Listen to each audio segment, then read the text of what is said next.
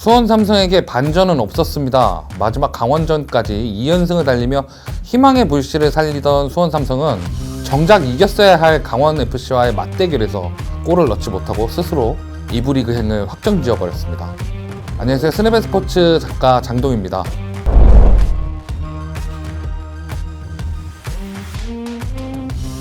수원 삼성은 2022 시즌 박건하 감독 체제에서 하위권으로 부진을 겪으면서 추락했고 결국 박건하 감독을 해임했습니다. 이후 선임된 이병근 감독은 3백과 4백을 오가면서 분전은 했지만 강등권 탈출을 하지 못하면서 12위로 리그를 마치고 결국 FC 안양과의 승강 플레이오프를 치렀죠. 1차전 원정에서 0대0으로 비기면서 홈에서 펼쳐지는 2차전에 대한 부담감이 커졌고, 심지어 2차전에서는 전반전에 1대0 리드를 잡았음에도 불구하고 안양을 상대로 수비 라인을 내리면서 소극적으로 운영하다가 현재는 수원 삼성의 선수인 아코스티에게 동점골을 얻어맞았습니다. 그리고 오현규 선수가 후반 중반에 얻어낸 페널티킥을 사리치 선수가 실축하면서 상황은 환장할 상황으로 치닫게 되죠. 경기는 연장전까지 가게 되었고, 오현규 선수가 그야말로 악으로 깡으로 헤더골을 넣으면서 간신히 K리그 1에 잔류할 수 있었습니다. 하지만 그럼에도 불구하고 수원 삼성은 느낀 게 없었던 것 같습니다. 올해만 수원의 지휘봉을 잡았던 감독이 대행까지 합치면 4명입니다. 이병근 감독은 7경기에서 2무 5패를 하면서 경질됐고, 최성용 대행이 4경기에서 1승을 거뒀지만 3패를 정립했습니다. 김병수 감독은 승리도 쌓았고 잠깐이긴 했지만 강원FC를 12위로 밀어내기도 했었죠. 하지만 구단 내 부상자가 쌓이면서 5경기 동안 승리를 쌓지 못했고 다시 12위로 추락을 했습니다. 여기까지만 본다면 이 위기를 탈출할 감독을 데려왔거나 아니면 김병수 감독으로 계속 시즌을 끝까지 갔어야 하는 상황이었어요. 하지만 애초에 이 정도 상황에 처한 팀을 오려고 하는 감독은 없습니다. 선수단 분위기는 최악이고 경기는 어떤 축구를 하려는 건지 알 수 없는 경기가 계속되는 상황에 부상자도 점차 늘어나는 상황이었죠. 하지만 구단은 김병수 감독을 경질했고 수원 삼성 프런트의 선택은 염기훈 선수였습니다. 아직 선수 은퇴도 안 한 플레잉 코치 신분의 지도자 1년차 염기훈 선수가 결국 수원 삼성 강등권 탈출에 목표를 쥐고 지휘봉을 잡았습니다. 염기훈 감독 대행 체제에서 상위권 포항을 잡았고, 특히 막판 수원FC와의 경기는 이제 카즈키 선수가 퇴장을 당했음에도 불구하고 3대2로 대역전승을 거둔 데다가, 그리고 이제 서울과의 슈퍼매치 원정 경기에서도 1대0으로 경기를 잡아내면서 최후의 최후까지 희망을 이어나갔습니다. 하지만 마지막 라운드 강원전에서 0대0 무승부를 거두면서 12위 최하위라는 순위가 확정되어 버렸고, 그렇게 수원 삼성은 창단 28년차 K리그 4회 우승, FA컵 5회 우승이라는 타이틀을 남기고 자동으로 K2 리그로 강등되어 버렸습니다. 그렇다면 수원은 왜 강등되었을까요? 윤성효 감독을 시작하고 현임 염기훈 감독 대행까지 수원 삼성에서 선수나 코치를 하지 않았던 인물이 감독이 된 경우는 김병수 감독 단 한 명입니다. 수원 삼성을 잘 아는 구단 출신 인물을 감독으로 세워서 리더십과 함께 구단의 가치를 이어나간다는 의미로 시작된 리얼블루 정책인데요. 하지만 리얼블루는 철학이 아니었습니다. 먼저 감독들의 부임 기간을 보겠습니다. 윤성효 감독이 2년 반, 서정원 감독이 6년간 팀을 이끌었습니다. 하지만 이후 부임한 감독들은 다르거든요. 이인생 감독이 2년, 박건하 감독이 1년 반, 이병근 감독이 1년, 김병수 감독이 약 4개월입니다. 그나마 윤성효 감독은 돈을 좀 쓸 수 있는 상황에 온 감독이라 제외하면 서정원 감독부터 구단의 지원이 줄어든 시점이거든요. 이 시기에 그나마 베테랑들과 권창훈이라는 초특급 신인이 발굴되었고, 서정원 감독도 유수 선수들을 적극적으로 기용하려고 한 바가 있는 데다가 조나탄 같은 이제 특급 용병 스트라이커를 데려올 수 있었던 시기였기도 했고요. 이후에는 이제 좋은 선수들과 별개로 성적이 곤두박질 칩니다. 아담 타가트라는 호주 출신 스트라이커가 있었고, 그리고 정상빈 선수도 있었고, 고승범 선수가 기량이 만개했던 시기지만 문제는 이제 그 이전보다 주전과 비주전의 실력적 격차가 더 크게 벌어졌죠. 특히 서정원 감독 때부터 구단 출신 감독들이 오면 보통 공통적으로 생기는 문제점이 있어요. 먼저 대응 능력인데요. 경험이 부족하다 보니까 상대가 맞춤 전술을 들고 나오거나 혹은 상대가 예측 불가능한 전술로 들고 나왔을 경우 그것에 대한 파괴 능력이 부족합니다. 그리고 이제 장기적인 플랜이 부족한데요. 구단의 입장이 매해 바뀌다 보니까 장기적으로 팀을 구축할 능력이 생길 수가 없는 상황이죠.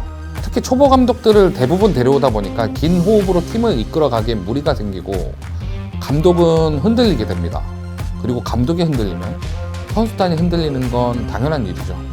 그리고 구단의 역사가 50년도 안 된 상황 속에서 지속적으로 구단 출신 인물을 선임한다는 것은 한계가 있는 정책입니다. 결국은 리빙 레전드, 현재 전설로 평가받고 있는 염기훈 선수까지 은퇴하는 순간에 강등과 함께 그것을 스스로 완성시켜버리는 최악의 결과를 낳게 된 게 바로 리얼블루 정책이 되겠습니다. 하지만 진짜 심각한 건 이제부터죠. 선수 수급에도 문제가 있습니다. 특히 외국인 선수는 심각한데요. 2022 시즌에는 이 포항의 제카 선수와 저울질을 하다가 그로닝을 데려왔습니다. 덴마크 2부 리그 득점왕을 했다는 선수를 데려왔지만 전반기 리그 14경기에서 단 한 골도 기록하지 못하고 방출이 됐습니다. 그리고 올해는 웨릭 포포가 그 명맥을 잇고 있는데요. 올 시즌 중반 영입되었고 기회도 적지 않게 받았습니다. 김병수 감독 시기에는 기회조차 받지 못했지만 염기훈 대응체제에서는 성실한 수비 가담과 연계로 이제 기회를 받았는데요. 하지만 0골 0도움으로 시즌이 끝나버렸습니다. 외국인 선수의 전체를 이야기하는 것도 아닌데 이만큼이거든요. 그리고 이미 수원 삼성의 외국인 선수 영입 시스템에 감독의 의중보다 프런트의 개입이 많다는 것은 공공연한 사실입니다. 프로 구단인 이상 팀의 전술과 스타일에 맞는 선수를 데려와야 하는데 구단이 임의로 적당한 선수를 구해다 주는 상황이거든요. 앞에 웨릭 포포의 경우도 김병수 감독이 공격수가 필요하다고 해서 진행된 영입입니다. 하지만 김병수 감독의 전술 스타일상 웨릭 포포 같은 선수를 활용하지 않을 것이 뻔한데도 영입이 되었다는 게 문제죠. 국내 선수도 마찬가지입니다. 어느 순간부터 가성비를 따지는 영입이 계속되고 있는데요. 올해 데려왔던 김경중 선수는 윙어로서 작년 FC 안양에서 6골 4도움을 기록하고 영입되었습니다. K리그2로 따지면 준수하겠지만 엄밀히 말해서 K리그1에서 통하리란 법은 없었고 실제로 통하지도 않았으면서 부상도 많았습니다. 김보경 선수도 마찬가지인데요. 국가대표로서 월드컵도 다녀왔고 잉글랜드 프리미어리그도 뛰었던 데다가 K리그의 강호인 울산과 전북에서 활약하면서 이름값을 날렸던 선수였죠. 이런 김보경 선수를 전북이 연봉을 보조해가면서 방출할 정도면 폼이 많이 떨어졌다는 이야기입니다. 물론 포지션의 문제도 있지만 수원 삼성에서 경기에 나왔을 때 활약도도 변변치가 않았죠. 한호강 선수 같은 경우도 2부 리그 전남 드래곤스에서 영입을 했습니다. 작년에 영입되었던 안병준 선수도 2부 리그 부산 아이파크에서 데려왔고 어느 순간부터 계속 2부 리그에서 선수를 데려와요. 물론 선수를 2부 리그에서 데려오는 것 자체가 문제는 아닙니다. 가성비 영입을 하는 것도 문제는 아니죠. 문제는 이렇게 데려온 선수로 어떤 축구를 할 것인지가 보이지는 않는다는 겁니다. 프로 구단으로서 요즘 K리그에서조차도 어떤 축구를 하기 위해 어떤 선수를 영입할지 고민하는 것은 당연한 짓입니다.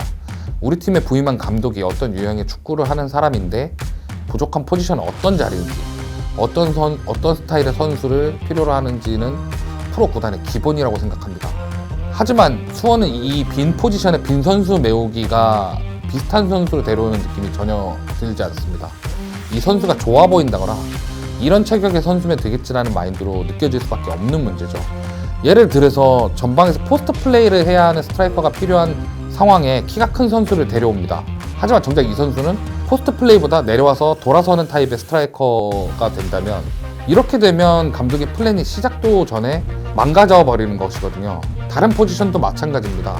구단과 감독이 하려는 축구라기보다 팀 안에 들어있는 자원들이 어떤 자원인지 파악해서 그 축구를 해야 하는 느낌이 강합니다. 이렇게 되니까 장기적인 계획이 생길 수가 없죠. 매해 선수들은 바뀌기 마련이고 변화가 되기 마련입니다. 올해 주축인 선수가 내년에도 남아있으리라는 보장은 프로에 존재하지 않습니다. 당연히 매해 시행착오를 겪게 됩니다.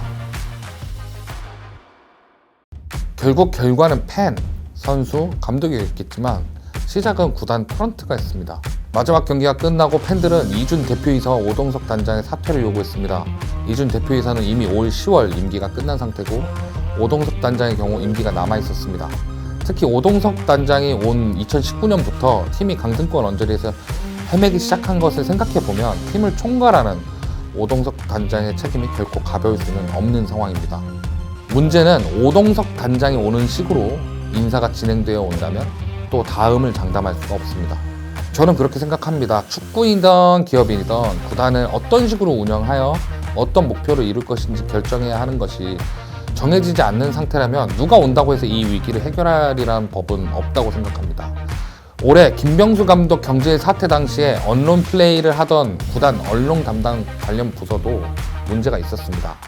작게는 기사 한 줄이지만 크게는 업계 전체적인 이미지와 그런 행위를 하는 구단으로 낙인 찍힐 수가 있죠. 수원 삼성이라는 브랜드가 예전에는 선수들에게 뛰고 싶은 팀, 지도자에게도 이끌고 싶은 구단의 이미지가 이미 예전의 이야기가 되어가고 있습니다. 하지만 정작 운영을 하고 있는 프런트는 예전의 브랜드에서 벗어나지 못하고 있는 것이 증명되고 있습니다. 2019 시즌 제주가 강등을 확정짓는 경기에 모기업인 SK의 최태원 회장이 경기를 직접 관전했습니다. 강등 이후 최태원 회장은 강등의 원인을 묻고 주축 선수를 절대적으로 지키고 빨리 승격하라면서 모기업 차원의 최대 지원을 약속했습니다. 실제로 제주는 남길 감독을 선임하고 이창민 같은 주축 선수를 지키면서 2020 시즌 K리그2를 우승하고 1년 만에 승격에 성공했습니다. 하지만 수원의 상황은 다릅니다. 벌써 주축 선수들의 유출을 걱정하고 있습니다. 작년에 팀의 상황 때문에 타 팀으로 이적하지 못한 선수들의 이름이 다시 이름이 오르내리고 있습니다. 고승범 선수의 경우 공공연하게 현대가 두 팀이 노리고 있다는 이야기가 나오고 있고, 폼은 떨어져 있지만 국가대표 풀백인 이기재 선수도 이적설이 돌고 있습니다. 하지만 수원 삼성은 어떠한 리액션도 보이지 않고 구단의 강등 소식에 대한 이야기도 그 소셜에 올리지 않고 있습니다. 같은 시기 감독을 경질한 제주 유나이티드는 전 도쿄올림픽 대표팀 감독이던 김학범 감독을 선임했는데, 수원 삼성은 염기훈 대행을 정식 감독으로 선임하려 한다는 루머가 돌 정도로 지금 현재 움직임이 없는 상황입니다. 새로운 시즌을 시작하기 위한 준비를 어느 때보다 빨리 준비하고 철저하게 대비해야 2부 리그를 우승할까 말까 하는 상황에서 수원 삼성의 움직임은 더디게만 느껴지고 있는 상황이죠. 특히나 지난 2, 3년간 이어진 무색무취하고 살기 위한 축구를 해왔던 상황에서 구단을 철저하게 끌어올릴 지도자와 계획이 필요한데 그런 계획이 잡히지 않고 있는 상황입니다. 수원 삼성은 냉정하게 지금 상태로 K리그2에서 바로 승격할 수 없는 상태입니다. 구단이 강등 당일날 전광판에 띄웠던 재창단의 각오가 어떤 것인지, 그 각오가 대체 무엇이길래 아직도 아무런 움직임이 없는 것인지, 냉정히 말해서 수원 삼성의 지금 같은 움직임은 절대 살아 돌아올 수 없는 행보를 보이고 있습니다. 지금까지 스냅앤 스포츠 작가 장동이었습니다. 저희 스냅앤 스포츠가 구독자 1000명을 돌파했습니다. 여러분들의 구독으로 저희가 여기까지 올 수 있었던 만큼 앞으로 저희가 더 좋은 양질의 컨텐츠와 다양한 이야기를 다룰 수 있게 더 많은 구독을 부탁드리겠습니다. 수원 삼성이 1년 예산을 혹시 알고 뭐 200억 언저리라는 얘기가 있더라고. 다른 팀하고 비교하면 어때요? 기자들 얘기에 따르면 수원 삼성의 예산 수준이 K리그 1 기준으로 딱 중간이라는 얘기가 있더라고. 그러면은 광주 FC 같은 팀은 수원 삼성보다 예산이 적었다는 얘기거든. 근데 올해 3위 했어. 그러니까 이런 것들이 시사하는 바가 큰 거지. 그러면 예산 문제는 아닌 거예요? 팬들은 예산이 부족했다, 막연하게 이제 더 좋은 투자, 더 좋은 선수를 데려와야 된다. 시장에 선수들의 가치가 높아진 것도 사실인데, 그래서 예산이 필요한 것도 사실이지만 나는 개인적으로 예산이 얼마가 주어져도 효율적으로 사용 못하면 의미가 없다고 생각해. 우리가 얘기하는 것 중에 그 돈을 효율적으로 써야 되고 돈을 쓸 때 목적이 있어야 되는데, 특히 회사를 운영하는 입장에서 이 회사가 이 돈을 쓰는 데에 대한 계획이 필요하잖아. 그냥 날려버리는 돈이 너무 많아. 외국인 선수를 그냥 FA로 내보낸다거나 혹은 부상 선수를 그냥 FA로 내보낸다거나, 그러니까 데려올 때는 10억, 20억씩 주고 사왔는데 갈 때는 영원이야. 한 푼도 못 받고 끝나. 작년에 그로닝이 그랬거든. 그로닝이 전반기 동안 한 골도 못 넣었어. 얘를 10억 주고 내렸단 말이야. 근데 FA로 그냥 돌려보내. 이유가 있었겠지. 근데 그렇지 않게 했어야 되고, 만약 그랬다면 그거에 대한 발표가 있었어야지. 근데 수원은 계속 보여주는 모습은 돈을 막 쓴다는 느낌이야. 팬들도 그렇게 생각할 거야. 그러니까 웨릭 폭포 같은 선수는 왜 데려왔는지 모르겠어. 프로 선수가 공이 막 튀어. 드리블하는데 공을 지가 공 따라가는 느낌이 드는 선수야. 지금도 염기훈 감독이 웨릭 폭포를 쓰는 걸 보면 얘가 체력이 좋고 힘이 좋으니까 얘를 수비, 그러니까 전방 압박 용으로 쓴단 말이야. 공격수인데 구단이 선수 영입에 지나치게 관여하고 있다는 얘기는 이미 예전부터 많이 돌던 얘기였거든. 선수를 과연 감독이 원했을까? 그러니까 그렇다는 거지. 먼저는 나는 수원 구단이 하고 싶은 축구가 어떤 건지가 먼저 중요하다고 생각해. 수원이 어떤 축구를 하고 싶은 건지, 수원 삼성이 어떠한 목표를 이루고 싶은 건지, 어떠한 그런 로드맵이 있는 건지, 그러면 그게 결정된다면 이런 축구를 할 수 있는 감독을 데려오고, 이 감독을 통해서 선수 영입을 진행하고, 만약에 이 감독이 너무 폭주할 것 같다 그러면 디렉터를 두면 돼. 전북은 디렉터를 뒀잖아. 디렉터를 둬서 이 선수를 나 이 선수가 필요하다. 하지만 이 선수가 너무 비싸면 대체적으로 이런 선수를 추천하겠다. 축구인 출신 디렉터를 두면 되잖아. 이미 지금 안양FC도 그렇고 여러 구단에서 지금 디렉터를 쓰고 있는데, 파란색은 멋있다라는 이미지는 없어진 지 오래야. 2부 리그를 갖다 현실적으로 파악해야 돼. 이제 구단은 장기적인 로드맵으로 준비하지 않으면, 부산이 그랬고 전남이 그랬고 대전도 기업 구단이 되고서도 3년이 걸렸어. 1부 리그 올라오는데.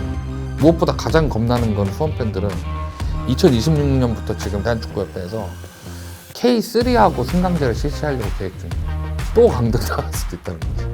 우리 영상을 볼지 모르겠죠. 난 구단 프런트가 이제 정신 차렸으면 좋겠어. 이게 이 상태로 하면 진짜 3부 리그 강등도 가능한 일이라고 생각해. 불가능할 것만 같았던 2부 리그 강등의 현실을 우리가 마주했잖아. 이제는 이 구단은 정말 재창단의 각오를 하지 않으면 파국이 쉽게 끝나지 않을 거야. 지금까지 스나이린이었습니다. 여러분들의 구독과 좋아요는 큰 힘이 됩니다.